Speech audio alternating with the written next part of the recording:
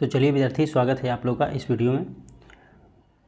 तो चलिए आज हम लोग स्टार्ट करने वाले हैं। जैसे कि आप लोग जानते हैं कि हिंदी चल रहा है अभी, तो फिलहाल में हिंदी स्टार्ट है और हिंदी चल रहा है, ठीक है। तो इससे पहले हम लोग कर लिए हैं जो भी, चाहे रस खान जी का हो, चाहे वो गुरु नानक जी का हो, और एक पंडित घनानंद जी का, ये तीनों लोग का कर लिए हैं। और आज पढ़ने वाले हैं स्वदेशी, जो कि बद्री नारायण चौधरी, जो कि प्रेमघन उसका नाम है, उपनाम कह सकते हैं, प्रेमघन है, तो उनको पढ़ने वाले हैं, ठीक है। यानी कि आज का कविता जो है काव्यखंड का, उसका नाम है स्वदेशी, जो कि प्रेमघन या बद्री नारायण चौधरी के द्वारा रचित किया गया है, ठीक है। तो चलिए, ये कविता बहुत ही इंटरेस्टिंग है, क्योंकि इंटरेस्टिंग इसलिए है कि आजकल देख रहे हैं माहौल थोड़ा फॉरेन बन गया है। हम लोग अपनी देसी वस्तुओं को इस्तेमाल ना करके विदेशी वस्तुओं पर ज़्यादा फोकस कर रहे हैं, तो इसी से रिलेटेड है। यानी कि कवि जी कहना चाह रहे हैं कि जो भी चीज़ें हैं हम स्वदेशी ना होकर विदेशी हो गए हैं, तो उन्हीं पर फोकस है, ठीक है। तो चलिए सबसे पहले कवि का परिचय देखेंगे, इसके बाद कविता की ओर चलेंगे कि कविता में कवि जी कहना क्या चाह रहे हैं, ठीक है ना। तो सबसे पहले आप लोग चैनल के साथ, जो लोग नए हैं तो चैनल के साथ जुड़ जाइए। यही चैनल है मैथमेजिक 2M, और ये टेलीग्राम लिंक है, ठीक है। एजुकेशन मोटिवेशन से आपको चैनल वीडियो मिलता रहेगा। और जो लोग नए हैं तो वीडियो को सब्सक्राइब यहाँ पर कर लीजिएगा, ठीक है। यहाँ पर भी फॉलो कर सकते हैं। चलिए आज की वीडियो को शुरुआत करते हैं। जैसे हर दिन शुरुआत होता है, इसलिए उसी तरह आज भी शुरुआत होगा एक मोटिवेशन कोट के साथ, जो कि आपको ऊर्जावान बनाएगा और आपके पढ़ने के लिए मोटिवेट करेगा, ठीक है। तो चलिए आज का मोटिवेशन कोट है, जो कि आप देख रहे हैं कि कामयाब लोग, आज का मोटिवेशन कोट है कि कामयाब लोग अपने फैसले से नहीं दुनिया बदलते हैं। कामयाब लोग अपने फैसले से दुनिया बदल देते हैं, जबकि नाकामयाब जो लोग हैं दुनिया के डर से अपने फैसले बदल देते हैं। देखिए बहुत ही बढ़िया कोट है, आपको मोटिवेट करेगा कि जो कामयाब लोग होते हैं वो अपने फैसले से दुनिया को बदल देते हैं, और वहीं जो नाकामयाब लोग होते हैं, जो नाकामयाब, जो जिसकी कामयाबी नहीं मिलती है, हमेशा डर डर के भागते रहते हैं, वो अपने जो दुनिया के डर से अपना फैसला बदल देते हैं। यानी कि दुनिया के डर से कि हम ये नहीं कर सकते हैं, अपने फैसलों को ही बदल लें, अपने रास्ते को ही बदल लें। और जो कामयाब लोग होते हैं वो अपने रास्ते को, कठिन भी रास्ता हो तो उसमें चलने के लिए एकदम चलते हैं और रास्ता को एकदम सरल बना देते हैं, ठीक है। तो आप उम्मीद करता हूँ इससे मोटिवेट होइएगा और पढ़ने के लिए आपके प्रति जिज्ञासा बनेगी और आप पढ़िएगा, ठीक है। उम्मीद करता हूँ। तो चलिए हम स्टार्ट करते हैं आज के टॉपिक, जो कि स्वदेशी वाला टॉपिक है। तो सबसे पहले हम लोग देखेंगे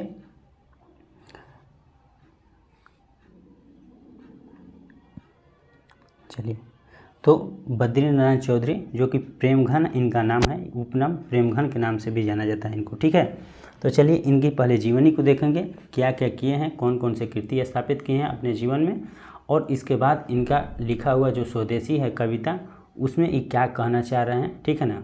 तो चलिए सबसे पहले प्रेमघन जो है, प्रेमघन जिसको बद्री नारायण चौधरी को प्रेमघन कहा जा रहा है, तो प्रेमघन जी भारतेंदु युग के महत्वपूर्ण कवि थे। भारतेंदु हरिश्चंद्र जो थे उन्हीं के युग के ये महत्वपूर्ण कवि, ठीक है, कवि थे। उनका जन्म 1855 में मिर्ज़ापुर उत्तर प्रदेश में एक मिर्ज़ापुर शहर है, उन्हीं जगह पर इनका क्या हुआ है, जन्म हुआ है।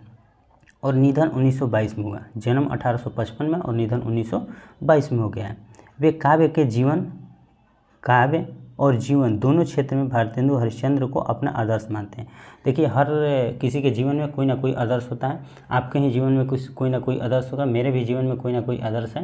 तो इसलिए सब कोई अपना अपना आदर्श मानता है। तो ये भी अपना आदर्श किसको मान रहे हैं, तो भारतेंदु जी को, ठीक है। तो उनके आदर्श मानते हैं। वे निहायत कलात्मक अलंकृत गद्य लिखते थे। उन्होंने भारत के विभिन्न स्थानों पर भ्रमण किया।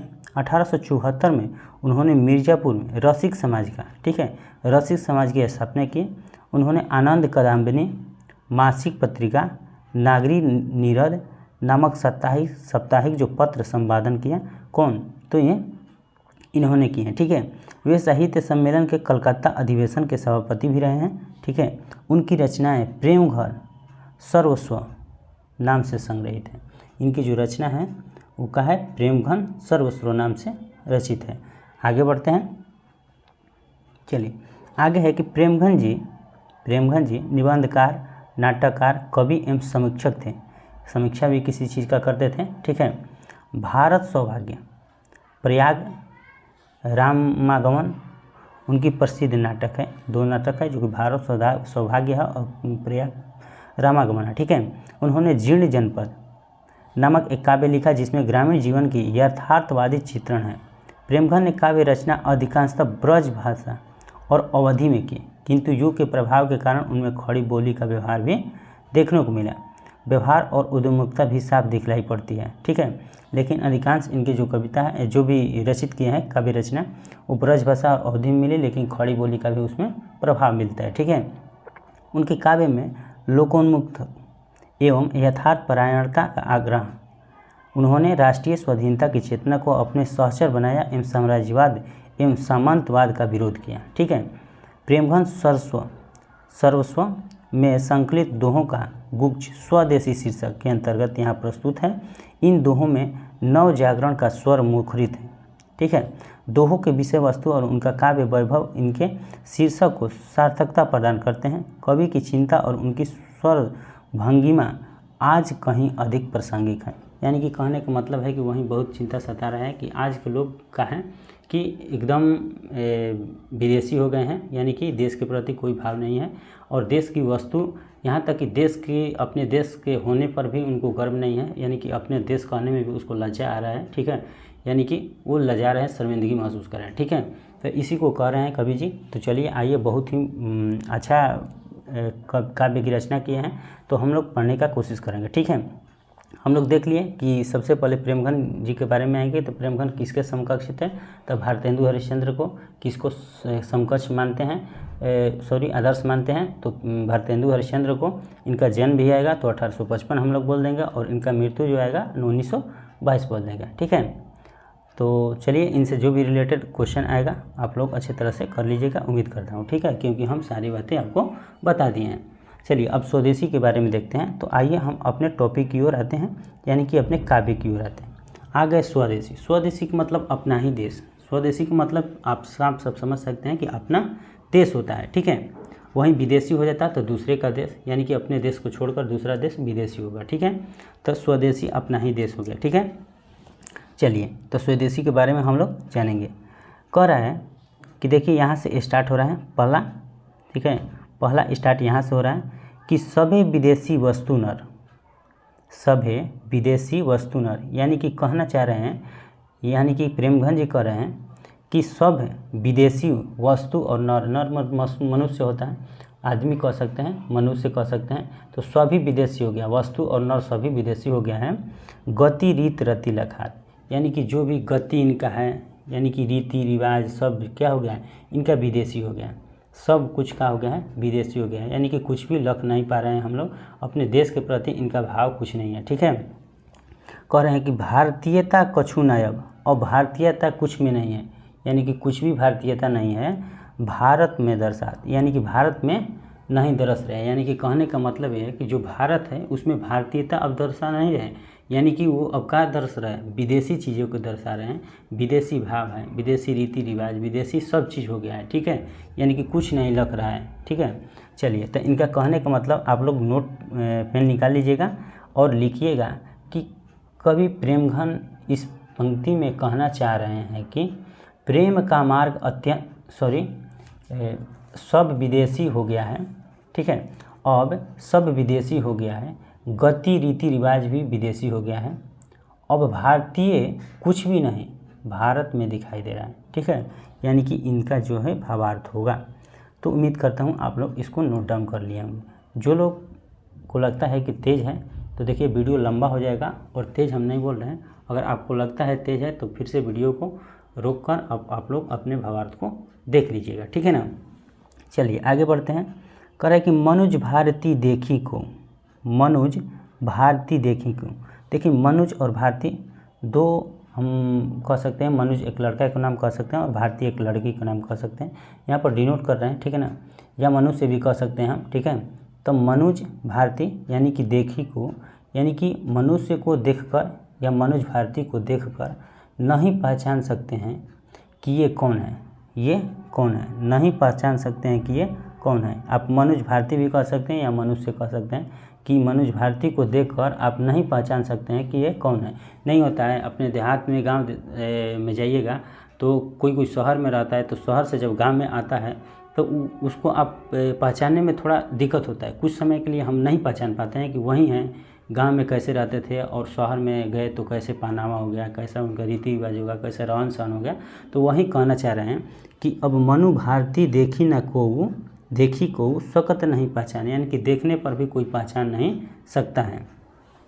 मुसलमान हिंदू किधो के ये क्रिस्तान कह है, मुसलमान हिंदू किधो कह है ये क्रिस्तान, यानी कि कहने का मतलब ये कह रहे हैं कि मुसलमान हिंदू क्रिश्चियन आप देख कर नहीं पहचान सकते हैं कि यह कौन है, यह कौन है। यानी कि इनका कहने का मतलब है कि अब ना हिंदू में हिंदू, न मुस्लिम, न सिख, न ईसाई, यानी कि सब में अब कुछ भी नहीं है। यानी कि कहने का मतलब सब समान हो गए हैं। पहले रहता था कि हिंदू अपने वेशभूषा ड्रेस से, अपने पहनावा से पहचाने जाते थे।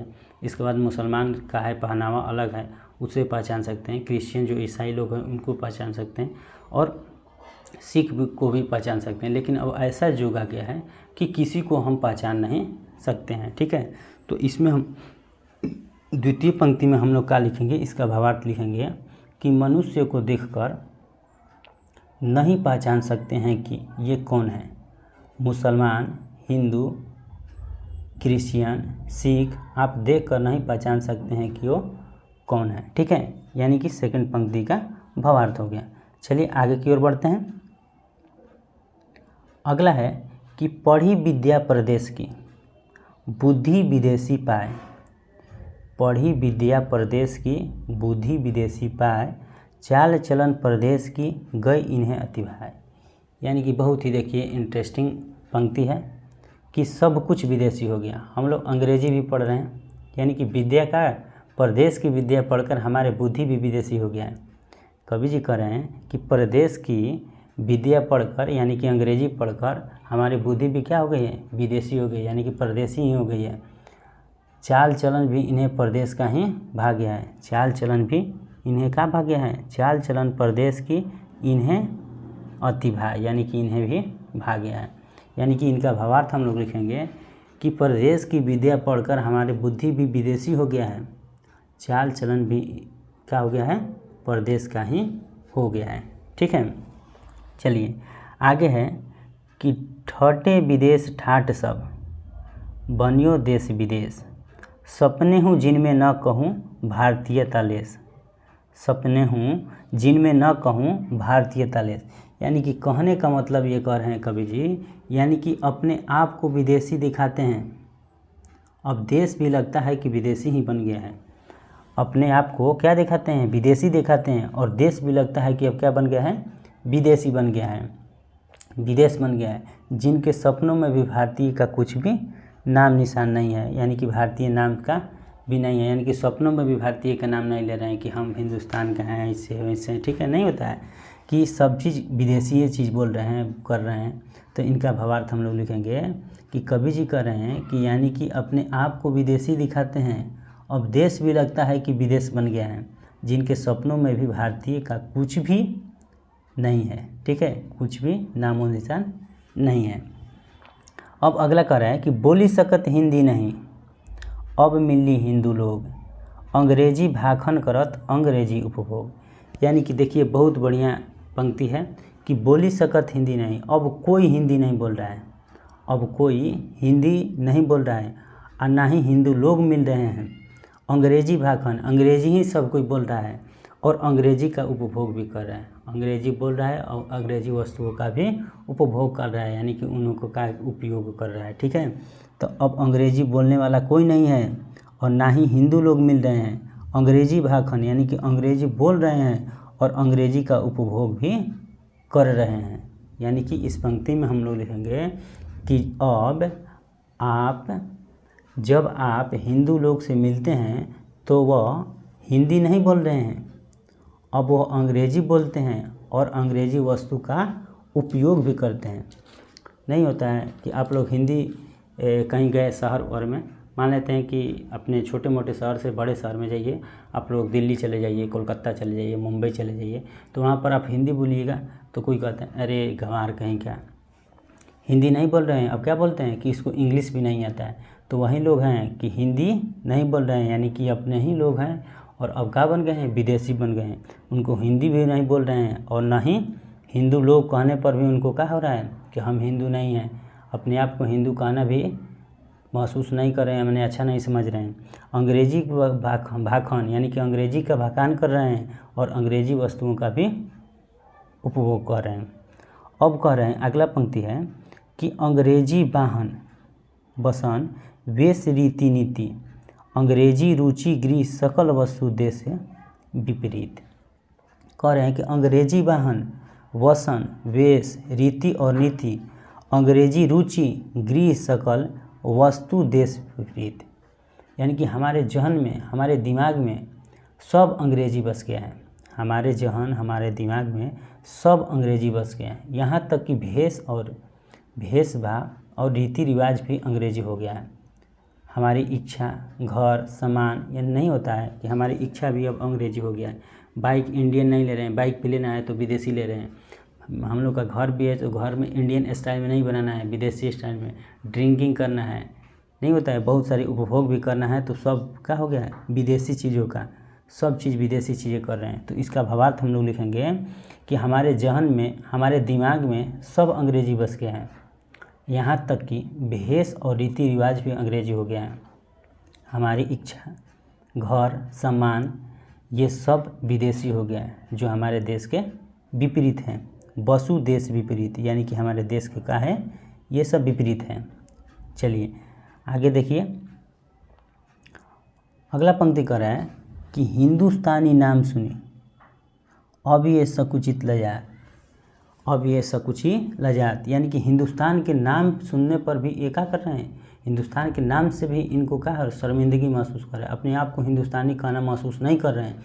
यानी कि नहीं होता है कि हम देखिए, कहने का मतलब अंग्रेजी पढ़ना गलत बात नहीं है, नहीं, लेकिन अंग्रेजी पढ़िए लेकिन अपने आप को क्या करिए, हिंदू हैं हम, और गर्व से कहिए कि हम क्या हैं, हिंदुस्तानी हैं। ठीक है, तो हिंदुस्तानी कहने पर भी क्या कर रहे हैं, अपने आप को शर्मिंदगी महसूस कर रहे हैं। ठीक है, शर्मिंदा महसूस करते हैं।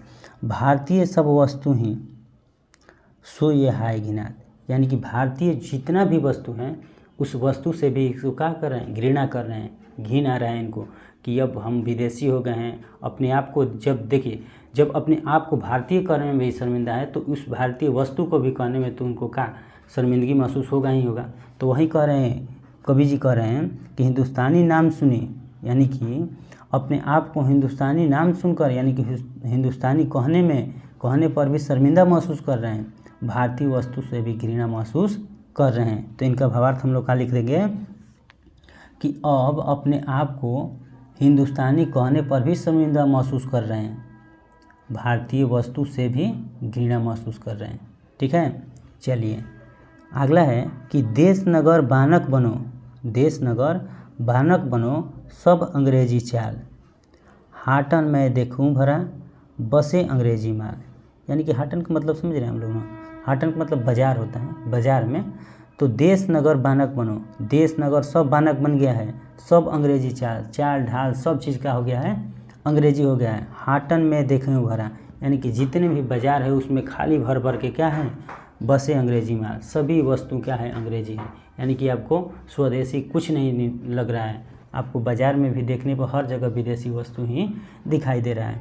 तो इनका भावार्थ हम लोग लिखेंगे, देश नगर सब बानक बन गया है, इनका चाल ढाल भी अंग्रेजी की तरह हो गया है, बाज़ार में भी अब अंग्रेजी वस्तुएं ही मिल रहे हैं, अंग्रेजी वस्तुएं ही मिल रहे हैं। क्योंकि अंग्रेजी कह रहे हैं कवि जी कि हाटन मैं देखूं, यानी कि बाज़ार में भरा है एकदम बसे अंग्रेजी माल, सभी क्या है, अंग्रेजी वस्तु है। अंग्रेजी वस्तु का मतलब विदेशी वस्तु है। ठीक है, चलिए अगला पंक्ति है, तो इनका लिख लिए भावार्थ आप लोग कि देश नगर क्या है, सब बानक बन गया है, इनका चाल ढाल भी अंग्रेजी की तरह हो गया है और बाज़ार में भी अब अंग्रेजी वस्तुएं ही मिल रहे हैं। ठीक है, देखने को मिल रहे हैं। चलिए अगला है, जिनसो संभल सकत नहीं तन की धोती ढीली ढाली, देश प्रबंध करी हिंगे वे कैसी खाम ख्याली। देखिए बहुत ही बढ़िया पंक्ति है कि जिनसे संभल सकत नहीं है, यानी कि जिनसे अपने तन की ढीली ढाली धोती भी नहीं संभल रही है, यानी कि बूढ़े लोग कह रहे हैं कि जिनसे अपने तन के मतलब शरीर की ढीली ढाली धोती भी नहीं संभल रहे हैं, उन पे हम लोग क्या कर दिए हैं, अपने देश को छोड़ दिए हैं। उनके प्रति अपने देश को छोड़ दिए हैं। यानी कि ये नेताओं के बारे में चर्चा कर रहे हैं, नेताओं के बारे में बात कर रहे हैं। तो इनका भावार्थ हम लोग लिखेंगे कि जिनसे अपने तन की ढीली ढाली धोती भी नहीं संभल सकती, वैसे लोग को हम अपने देश को छोड़ दिए हैं। वैसे लोगों को हम अपने देश को क्या कर दिए हैं, छोड़ दिए हैं। किसको, चलाने के लिए। ठीक है, चलिए अगला है कि दास वृत्ति की चाह चहूँ, दास वृत्ति की चाह चहूँ, दिसी चारहूँ बरन बढ़ाली, करत खुशामद झूठ प्रशंसा, मानहु बने डफाली। देखिए दास वृत्ति, दास वृत्ति का मतलब, दास वृत्ति का मतलब दास प्रथा। अपने अपने घरों में अपने अपने लोग दास को रखना स्टार्ट कर दिए हैं। तो दास वृत्ति की चाह, चाह का मतलब चाहत हो गई है। चारहूँ बरन बढ़ाली, यानी कि चारों तरफ दास प्रथा को क्या हो गया है, दास प्रथा बढ़ गया है, दास प्रथा रखने का प्रचलन बढ़ गया है। करत खुशामद झूठ, यानी कि झूठ मूठ के प्रशंसा कर रहे हैं। मानहु बने डफाली, यानी कि डफाली की तरह बड़े बड़े बातों को फेंक रहे हैं। बड़े बड़े वादे नहीं होता है जिसे नेता फेंकता है कि ये कर देंगे वो कर देंगे ऐसे वैसे, उसी नेता की तरह ये क्या करते हैं, बड़े बड़े डफाली बनते हैं, बड़े बड़े बातों को क्या कर रहे हैं। ठीक है, तो इनका भावार्थ हम लोग का लिखेंगे कि आजकल ऐसे फैशन हो गया है कि चारों तरफ दास रखने की प्रचलन बढ़ गई है।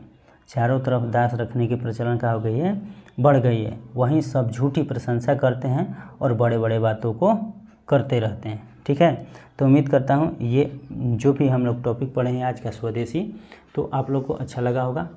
तो अच्छा लगे वीडियो को तो वीडियो को लाइक कीजिए, शेयर कीजिए, और जो लोग अभी तक चैनल के साथ नए हैं, नहीं जुड़े हैं, तो चैनल के साथ जुड़ जाइए, क्योंकि यहाँ पर आपको पूरी क्लास आपको मिलेगी और अच्छी तरह से इसी तरह आपको व्याख्या भी मिलेगा। ठीक है, तो चलिए मिलते हैं अगले टॉपिक के साथ, आपको अगले वीडियो में। तब तक के लिए आप लोग पढ़ते रहिए। जय हिंद।